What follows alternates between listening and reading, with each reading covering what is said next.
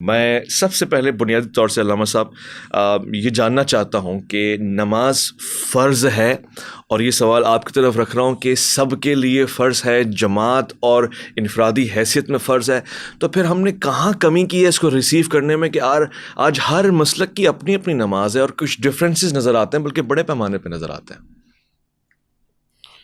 اعوذ باللہ من الشیطان الرجیم، بسم اللہ الرحمن الرحیم، الحمد للہ وکفا وسلام علی عبادہ الذین اصطفیٰ،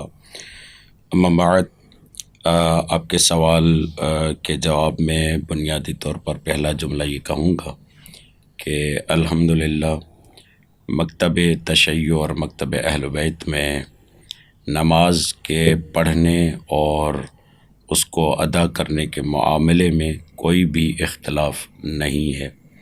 اس معنی میں کہ جو طریقہ اہل البیت کی طرف سے اور رسول خدا کی طرف سے ہمیں ملا ہوا ہے وہ ایک ہی ہے،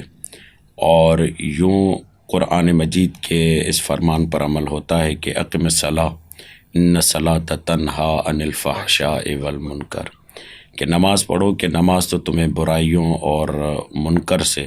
جو فحشاء ہے اس سے تمہیں بچاتی ہے۔ الحمدللہ مکتب تشیع میں جتنی بھی روایات اور جتنے بھی اقوال ہیں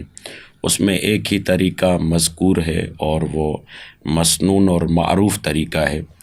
کہ نماز فجر 2 رکعت ہے، نماز ظہر 4 رکعت ہے، نماز عصر 4 رکعت ہے، نماز مغرب 3 رکعت ہے، اور نماز عشاء 4 رکعت ہے۔ یہ نمازوں کی تعداد اور نمازوں کی رکعت ہے جو اہل البیت اور رسول خدا صلی اللہ علیہ وآلہ وسلم سے ہمیں ملی ہوئی ہے۔ اگر کہیں آپ کو اختلاف نظر بھی آئے گا تو برادران اہل سنت میں آپ کو نظر آئے گا،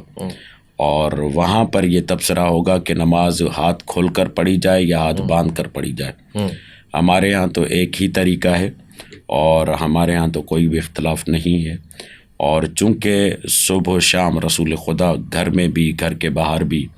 نماز پڑھتے تھے، تو اس لیے کوئی بھی کمی بیشی ہمارے ہاں نماز کے معاملے میں نہیں ہے۔ ہم اس یقین اور اس اطمینان کے ساتھ کہ الصلاۃ معراج المؤمن، کہ نماز مومن کی معراج ہے، تو وہ معراج یقین کی بلندیوں پر پہنچ کر انسان کو حاصل ہوتی ہے، اطمینان کی بلندیوں تک۔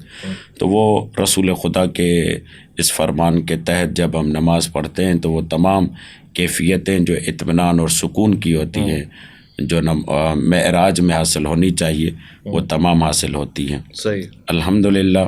ہمارے ہاں جو طریقہ مسنون اور معروف اور مروج ہے وہ وہی ہے جو رسول خدا کا تھا۔